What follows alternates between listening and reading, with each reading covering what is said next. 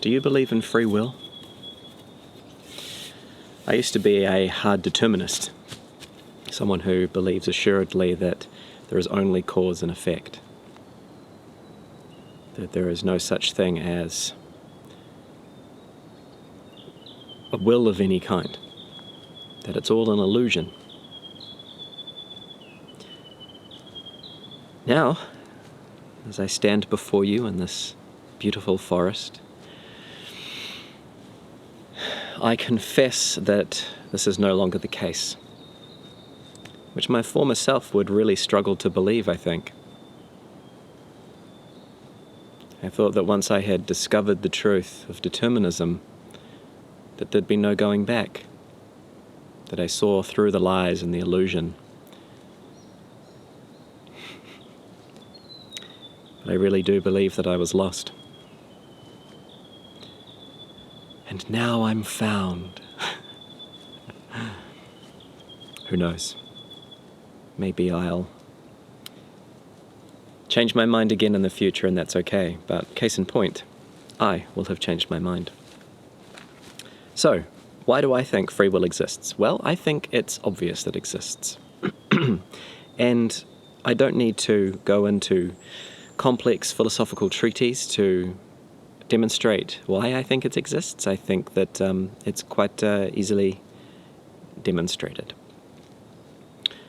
Do you feel a sense of love when you look into the eyes of your partner, a family member, a beloved pet, dog, cat? Do you feel love?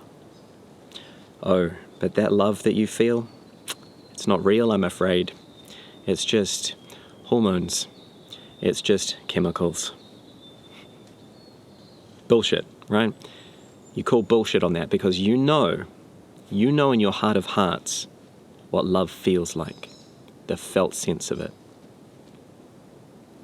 What happens when you look at a painting or hear beautiful music? Do you just immediately go, oh no, I'm not really experiencing wonder or awe or majesty or any kind of enjoyment in this. It's all just chemical. It's all just an illusion. The beauty isn't real. The excitement isn't real. No, of course not. The same goes for our felt sense of free will. Free will. It's exactly the same.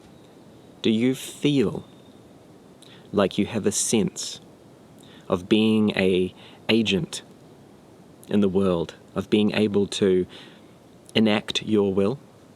Of course you do. If you don't, dare I say, there's probably too much assessment going on, too much philosophizing, as I used to do, of assessing your own experience and gaslighting it, gaslighting yourself out of it and saying, no, this isn't real, this is just an illusion.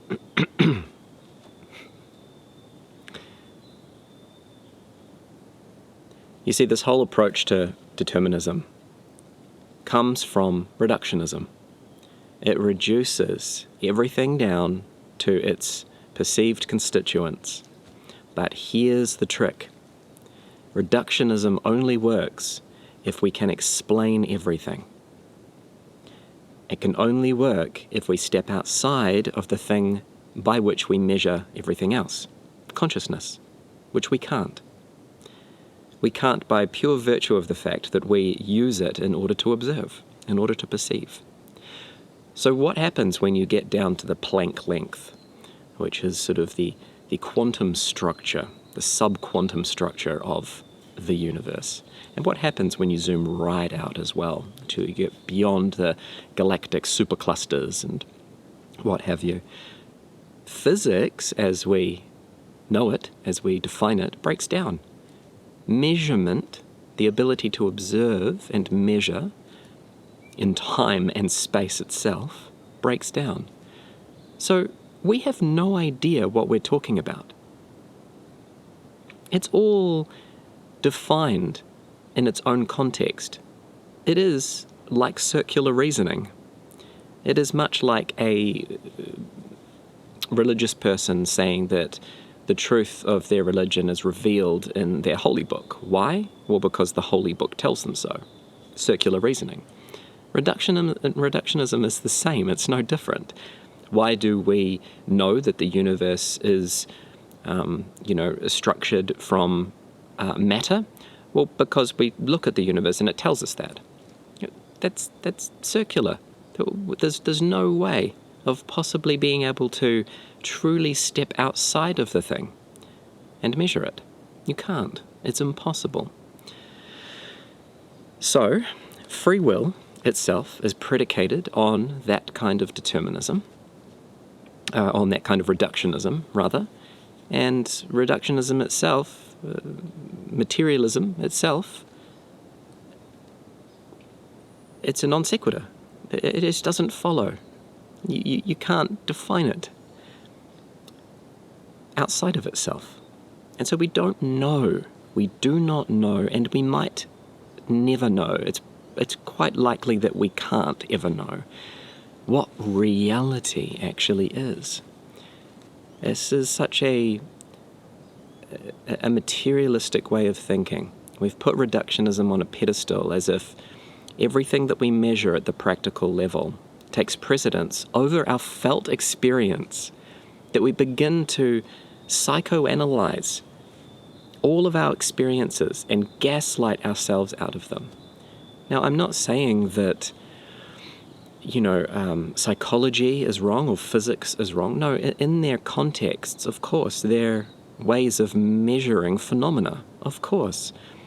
But science only tells us how something behaves. It never tells us what something is. And you notice that's kind of it's the difference between science and felt sense, is that it switches. It's opposite, where we don't really know all of the sort of things that lead to our behaviors innately, but we do know what it is when we feel it. Beyond a doubt, beyond a shadow of a doubt. You feel love, you know it's love. Before a reductionistic mindset comes in, you feel that love. It's diminished as soon as you bring your mind into it because it's a felt sense thing. It's not about the language model upstairs. The same goes for free will. Of course, free will exists as an experience. And yeah, we're probably just talking about different levels of operation here, but that's moot. It doesn't matter. The fact is that in some way, on some dimension, free will exists. Determinism will try to diminish it by saying it's just an experience, it's just something that is fabricated by the brain. We don't know what the brain is. We don't know what consciousness is.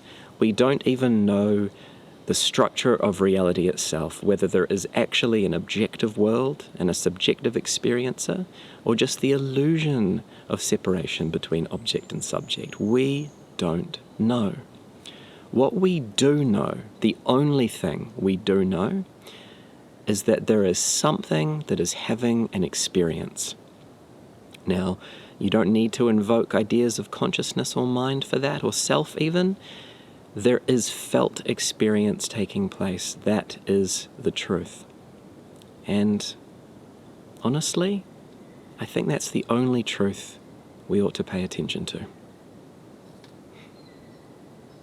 Well, this has been a short one. I really don't think there's much more that needs to be said. I think it's pretty damn obvious. And it's liberating, because it means you don't have to gaslight yourself out of your experience anymore through deterministic and reductionistic thinking. You're free to experience free will now. Have a lovely day.